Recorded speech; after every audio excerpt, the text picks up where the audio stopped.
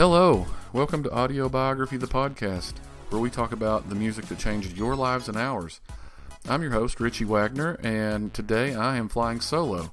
I don't do that very much these days, but I wanted to talk books with you, and it was just a nice topic for me to sit down, take some time, and sort of go over what I've been doing as far as my reading, or I should say listening. I've gotten into audiobooks quite a bit lately just because of my lifestyle, my job, all those kinds of things, being in the car a lot. It gives me a chance to catch up on some reading, if you will, and wanted to take some time to do that today. But before I do, just wanted to say thanks for listening. We've had lots of new episodes lately. A lot of you out there have been listening to us, checking out the Beatles stuff and the stuff we're doing with our friends, and we've got a lot more of that coming. We've got actually some little tiny bite-sized episodes coming up. I'm not going to say much more than that, but we're going to start releasing some of those. I know a lot of people don't want to sit and listen to us ramble on for a couple of hours about the Beatles, but I think you'll like, if you don't care for those, I think we have something that you're going to like. Clint and I both are really excited, and we've been doing a lot of planning towards those episodes, and we're going to start recording those very soon. Hopefully in the coming weeks you'll see multiple episodes of 5 to 7 minutes. So like I said, completely just tiny little bite-sized things. If you we all sit, well, I say we all do it, maybe we don't, I know that I do. I'll get on Facebook. There won't be much there to look at because it's all so depressing, and I'll fall into a Facebook video hole, and 30 minutes later I realize that I've wasted 30 minutes of my life. So if I've got that kind of time, I'm hoping that some of the rest of you do, and you can use that to just check us out while you're making dinner or whatever it may be. So be on the lookout for those. Like I said, not any details just yet. I want you to be a little bit surprised, but it's going to be fun. So now, let's talk about what I've been, and I'm going to use the word reading. They are books, and I know that I'm not cracking a book open. I'm actually listening, but what I've been reading lately, and I think I've probably touched on some of these in other podcasts, but I wanted to just take some time and actually talk about some of these books that I'm reading, and I'm taking them down like really quickly. Lots and lots of listening. Like I said, it just lends itself to my current lifestyle between work and pandemic and all that's going on. First one I'm going to mention is I Want My MTV. This book I think it was released in 2011, so it's a little old now, but since it only covers the first kind of the golden area from 81 to maybe the early 90s, it's still very, it's up to date. There's all the stories that are there can't be changed because they're that old. But anyway, if you grew up during that time, August 1st, 1981, when MTV first hit the airwaves, I was a 9-year-old kid. And I know we didn't watch, that initial first day on August 1st, and I think it was at midnight anyway, even if we'd have had the channel at that point. But my dad did get the channel pretty quickly after. Our cable company was quick about it here. There's a lot in the book about that, how they got things out, how they got cable companies to sign up, and it was this whole big thing because it was so new. It seems so passé now, but it was a big deal. But this book is it's really cool because not only do you get the background of how MTV even came to be, but you get all the behind the scenes stories of the VJs and how they were hired early on, and what was going on with with the upper management and those folks, and of course there's a lot of sleaze in there, who's sleeping with who and this, that, and the other. But the cool thing about this book, the way that it's written, it's kind of memoir-ish, but each chapter kind of starts on an idea, like the VJs, and then you kind of get a little background. They tell the stories. They kind of lay everything out for you, and then each chapter ends with lots of usually music artists, but sometimes pop culture figures, giving quotes about whatever that chapter is about. And I found that very fascinating because you got to hear not only from the folks that were running MTV and that created MTV, but the artists that ended up there. Just super neat. Just yesterday, I saw, and I posted this on my Facebook, there was the first 4 hours of MTV. It's been out on YouTube and other video sites for a long time, but somebody actually remastered it, so it's kind of cleaned up a little bit. It's not so rough. It sounds a little bit better. So I watched that again yesterday, and it was neat to watch that after having read this book, because one of the big things about when MTV first hit the airwaves was that they completely messed up that first day. All the little shots with the VJs, and it was all pre-recorded. They would just stick them in there, and I'm sure that continued for most of MTV. Not a lot of live there. Kind of, just a canned sort of thing. But they jumbled up the order, so a video would end, and it's Mark Goodman in this 4-hour stretch is talking about a video that ended 2 breaks ago. And it's a complete train wreck, but it's amazing to me. And in the book they talk about it, and some of them are just kind of flipping out, can't believe that that's happened, they're just beside themselves. Others are just, I don't care, it's on TV, we've done it. So it was fun to go back and watch that, having read the book. So I highly recommend this book, like I said, and especially if you were growing up during that 10-year kind of period, during that golden age when there were still videos being played. So yeah, check that one out. It's out there everywhere. I'm sure you could probably still find a hard copy of it. It's on Amazon, it's on audible.com, all those places. I'm not really here to be an advertisement, but it's I'm going to say that about all these books. They're all really worth reading.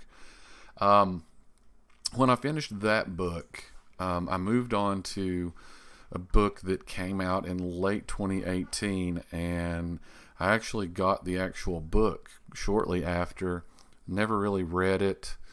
Started a couple of times. Life got in the way, but it's the Beastie Boys book.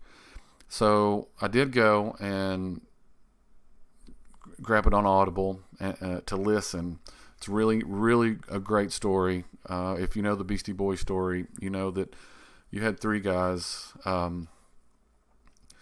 Michael Diamond, who was Mike D, Adam Horovitz, which is Ad Rock, and you had Adam Yauch, MCA, who is no longer with us. And that was a running theme in this book, both as a reader and as the authors were telling the story, his absence in the writing of this book. But it still always felt like he was there. I learned, I thought that I knew a lot about the Beastie Boys, learned a ton. And it's just a really neat story. They, if you know them, you know they did not start as rappers. They were kind of in the punk scene, the hardcore scene, and that's where they got their start. And then from there, eventually licensed to Ill Hap. They, of course, before that, they meet Rick Rubin, who is working with, starting with Def Jam at that point. He's working with Run DMC, and they kind of get hooked up with him, and that's when sort of the rap career starts. But it's a nice ride. The narration is fantastic. It's mostly narrated by Michael Diamond and Adam Horovitz, but they also have lots and lots of guests that narrate some of these chapters, and it's anywhere from, let's see what I can remember, Elvis Costello to Chuck D to Jon Stewart, Will Ferrell, Rachel Maddow is in there. I don't know if I said Snoop Dogg. So many people. Steve Buscemi's in there, I think. But it's kind of neat. John C. Reilly, there's another. It's just neat hearing these folks that you're so familiar with, and you've seen their movies or seen them on TV, and it makes the whole book it's a little more cozy. It's a little more, everything feels a little more personal, I guess. It's really hard for me to explain, but I would highly recommend doing the audiobook version, because it's well worth it, if nothing else, because the narration is just fantastic. So that's the Beastie Boys book. Check that one out. Still fairly new. It's just a couple of years old now. The next one that I read after I finished the Beastie Boys book was The Gospel According to Luke. It is Steve Lukather's memoir, and I say Steve Lukather, and a lot of you are like, who? Well, he was the lead guitarist, songwriter, sometimes singer of the band Toto. And beyond that, he is just a huge character. And what's so great about the audiobook is he narrates it himself. And it's so great because he actually makes some changes as far as how he says it in the audiobook as compared to the written book. And there are things there that you don't get in the written book. But Lukather has always been very high on my list of, first of all, guitar players. He is amazing. But just as a musician, all of the things that him and the guys that from Toto did, and who they played with, and who they were studio for, it's hard I'd say from 1975 through the late 80s, it's really hard to go very many albums without coming across one where one or sometimes all of them played. And Lukather tells all of those stories, and he tells how he met the Picaros, who were part of the beginnings of the band, and David Paich, great songwriter, keyboard player for the band, how they were playing with Steely Dan, and then he starts playing with Boz Scaggs, and eventually he ends up on some Steely Dan stuff. And by the late 70s, they've decided to form this band called Toto, and had huge success. They get crapped on quite a bit because it's really because they're so good. They're super solid musicians. They're as good as it gets. And their albums are very, well produced, so they're very clean. They're very, LA sound, and so immediately they're commercial, they're corporate, and let's just hate them. I was never that guy. I always kind of got it that this music that I'm hearing is good. It's well played. These guys know their craft. And even beyond that, they were, writing some pretty great songs. I mean, everybody knows Africa and Rosanna and, those hits from Toto 4. But just beyond that, there are, the debut album is incredible. They have some missteps here and there, of course, most bands do. But overall, just a great band and a great story. And it was so cool listening to Steve Lukather tell that story. I thoroughly enjoyed that. It gave me, as much as I appreciated Steve and the band, it made me appreciate them more. I don't know if David Paich has written a memoir. I'd love to read that too, or just anybody else associated with the band, because there are so many good stories. And those guys make their way in there as far as Steve talking to them and, hey, can we talk about this? Can we do this? And so there was a little bit of input there. And at the end, Paich comes in and says a few words, very kind words. These guys all just really, at the end of the day, all love each other. But the book basically ends, fairly recently, because this is another book that's a couple of years old. Steve Lukather was a huge Beatles fan growing up when he did. And he actually ended up getting to play and perform and record with Paul, George, and Ringo. He didn't get to with John before John died. I don't know that those two would have ever really hit it off anyway. But most recently, he plays in Ringo Starr's yearly Ringo's All-Star Band. And I think he started back in maybe 2012. And this band is known for changing players quite often. But Lukather has been there since. And him and Ringo have become great friends and just recently recorded a song and video. These pandemic videos we see where people are recording from their own places, and he wrote this just little happy little summer song, and Ringo plays on it and shows up in the video. So they become just great friends and bandmates. I knew that he was in Ringo's All-Star Band, but I didn't know the story of how he got there.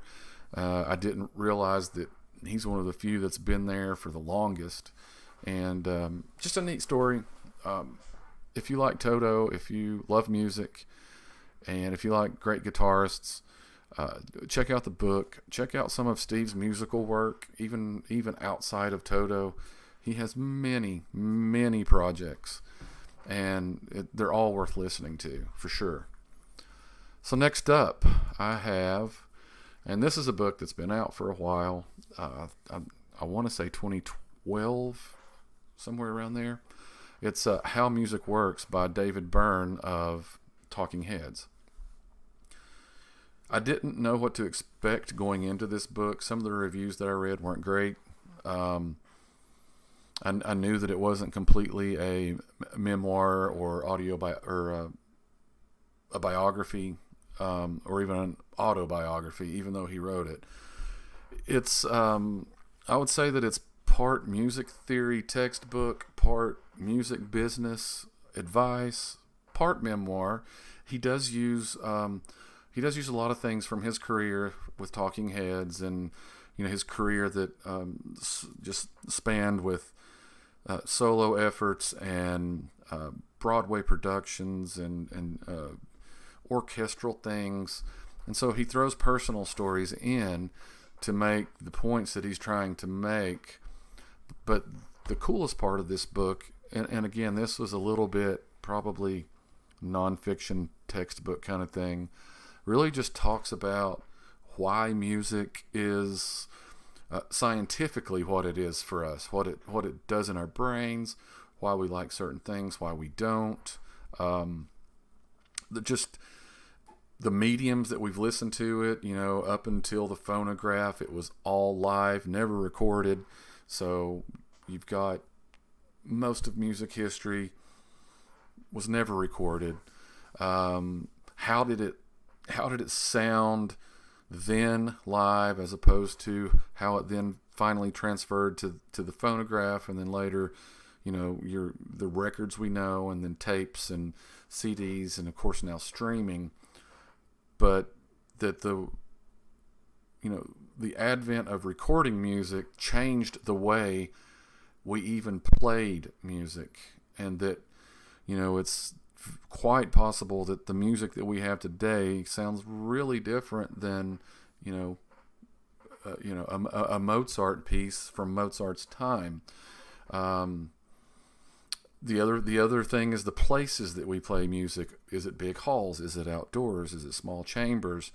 And the fact that as we have moved through time, the spaces that we play music in have gotten bigger, and how has amplification changed things? And I know I'm just kind of getting in weeds now, but it's fascinating that the changes in music with where we played, and then when we started recording, how it just made things even sound differently. I mean, he even gets a little kind of out there spiritual with with some references back to philosophers and even astronomists, and but it's a, I won't say it's a tough read, but it's not fun the way the Lukather book or the Beastie Boys book is.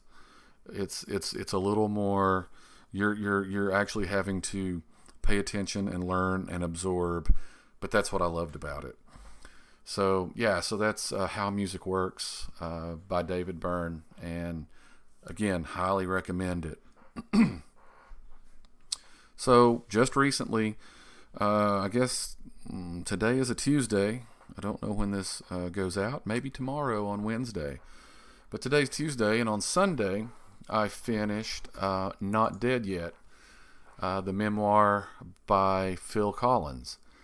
I've always been a Phil Collins and Genesis fan, and I've wanted to read this book since it came out, and I think this was in like 2016. This was around the time he sort of started making the rounds again and doing some small shows and feeling a little bit better after some bad health. And I do know in 2016 they did re-releases of all of his solo work with new covers. With if you've ever seen Phil Collins covers, a lot of them is his face in some way or another.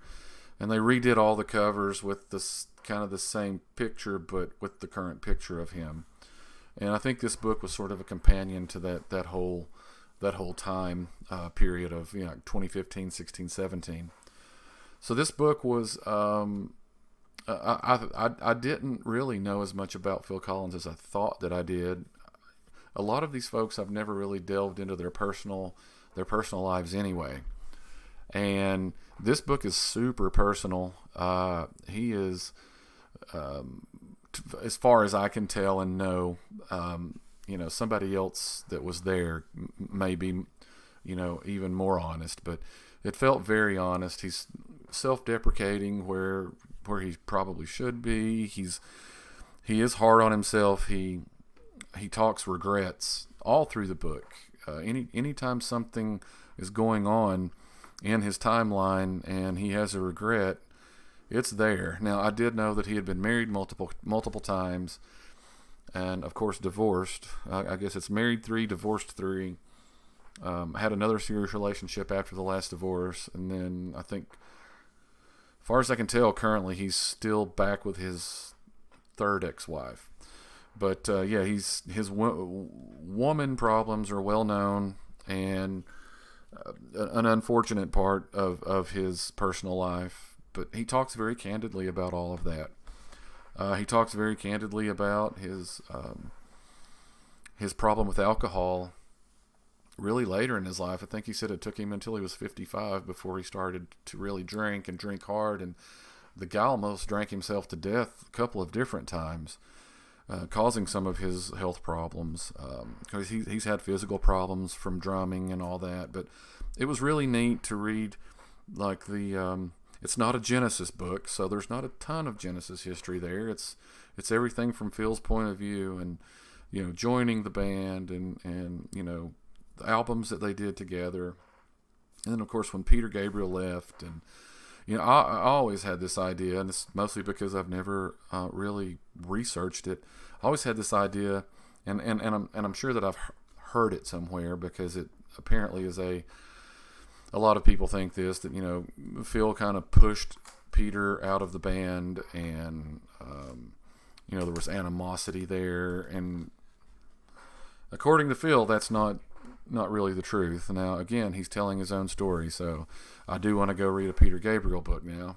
I'd like to read Mike Rutherford, the guitarist and I guess bassist, and depending on if they're recording or not, Mike Rutherford. I'd like to read his book, and get a little more information there. It's hard reading an autobiography memoir from a guy that had bandmates to know that is he really being completely honest. But it was neat all up until the Genesis album The Lamb Lies Down on Broadway, and then Peter leaves and they're trying to find a singer, and then it ends up of course being Phil, and on through until his first divorce, and he's recording some songs that he's bringing to the band. Doesn't bring them all. They end up as part of his first album, one of those obviously being one of the most popular and well-known songs in modern pop history in the air tonight. It's just a very it's a very good read. It's you don't want to quit. It's pretty good paced for a memoir. Doesn't waste a lot of time hanging around into certain time periods for, super long amounts of time. I think the actual book's less than 400 pages. That's nothing. I'm used to reading some books that are 700, 800, 900 pages. And if you've ever read Tune In, the Beatles book by Mark Lewison, it's massive. So it's not a super long book, but it does hit all the eras. One of the most fun, self-deprecating parts of it is from the early mid '80s until, almost until 2000, he was everywhere, and it was a big joke. And I remember people talking about, I'm so sick of Phil Collins. It's like he's so ubiquitous. He's between Genesis and his solo stuff and getting into movies and doing this, that, and the other. And on more than one occasion in the book, he talks about that and talks about even being sick of himself at times. But it's a good read if you like memoirs, especially if you like them from folks that you've listened to and love their music. This one is definitely well worth it. So I think that that covers everything up until, so I've got the MTV book, the Beastie Boys book, the Lukather book, the Byrne book, and then Phil Collins. And currently, I'm reading Billy Joel, a Billy Joel book, and I'm sorry, I don't really have it in front of me. I'll get a link into that, but I'm not very far along in it yet, but it's another I've been wanting to read. Not sure what comes after it, because I'd say that I finish it pretty quickly. It's in the same length range as this Not Dead Yet by Phil Collins. So, yeah, that's what I'm reading right now.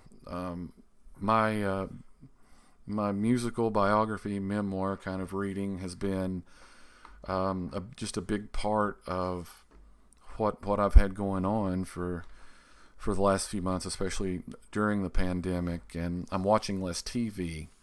I'm a TV junkie, and a lot of my regular shows are obviously not on right now. They are, on hiatus. They've not been filming. So I've been watching less TV, and there's been less sports, and so it's given me a chance to finally start catching up with some of these books that I've been wanting to read. And I just wanted to share that with all of you out there with a quick little episode here. That's really all that I'm going to talk about today. I do hope that everyone out there is doing well. I feel like sometimes I don't talk to you as often as I would like from this podcast. I do appreciate the folks that listen. I especially appreciate it when I get feedback and it's more of a conversation between us. So, please, by all means, feel free to drop Facebook messages, or comments on the posts, or even on the Podbean site where it's hosted. We love to hear from you. This podcast is really just a labor of love. It's an amateur podcast. We're not making any money. We're not super produced. It's just kind of a thrown together sort of thing in many ways. I try to make it as good and clean as possible so that your listening experience is great. But I just do this so that I can connect with my friends and my family and make new ones, and we appreciate you. So until our next episode, I'll leave you with this.